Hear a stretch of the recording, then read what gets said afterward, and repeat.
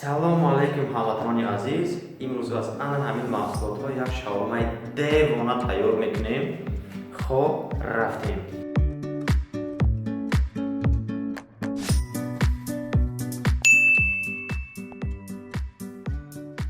тарзи дуруст ва бомаза бирён кардани картошкаро ман нишон додагиам дар шабакаи ма ҳаст. Дароед бинед. 2 қошуқ сметан, 2 қошуқ майонез,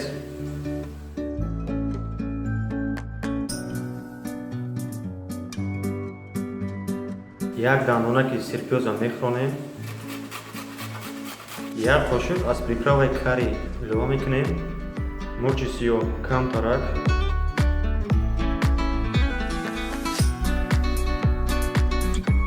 ним қошуқ намак, петрушка ва пиёзи резакардагимона илова мекунем. дар охир 5 қошуқча об илова мекунем ва мековем.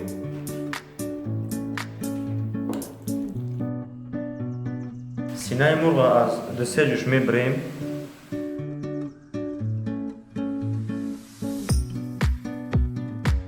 баъди бридан ан ҳамин 3 чиза илова мекунем.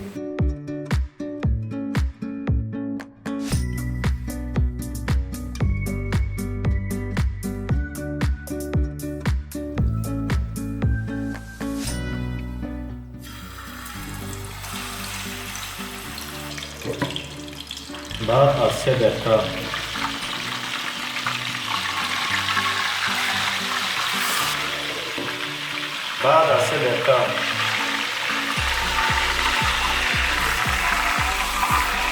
دو دقیقه یک طرف شد برون میکنیم، 2 دقیقه دیگر طرف شد.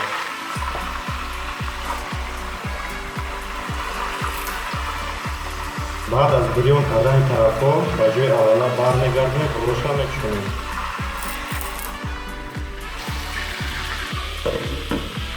بعد از 10 دقیقه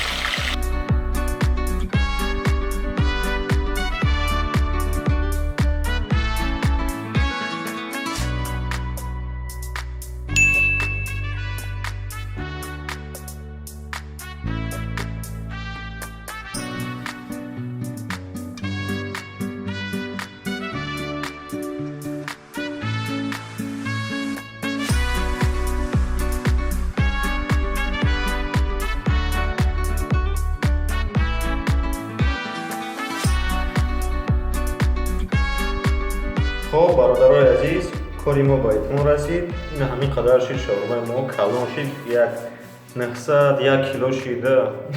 شوخی میکنیم 700 گرم است. همین را میخواستم نشانتون دیم. در پناه خدا سربان خانه آباد باشین. خیر.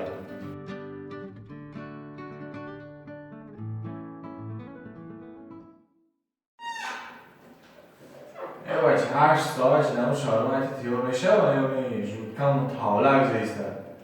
سرناینه دفع 8 ساعت شده بچه.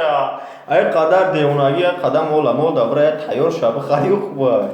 باور که من تا سریوز من گفته استم.